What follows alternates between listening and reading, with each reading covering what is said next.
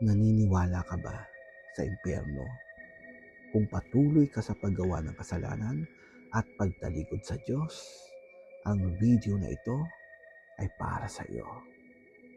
Ang sabi sa Biblia sa Matthew 25:46, ang impyerno ay walang hanggang kaparusahan. Ang sabi sa Jude chapter 1:13 at Matthew 13:42, dito walang hanggan ang kadiliman, nagbabagang apoy at kaparusahan.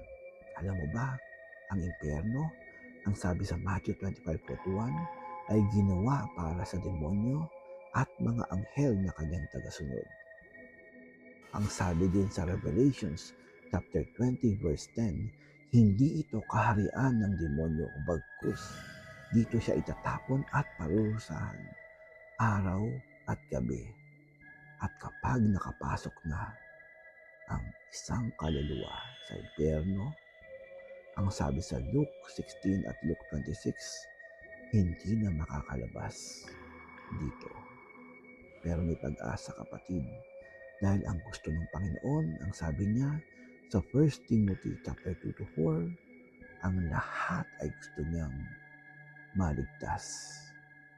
Ang kinakailangan mo lang gawin, ang sabi sa Matthew 25:41, ang magiging matuwid ay magkakaroon ng buhay na walang hanggan.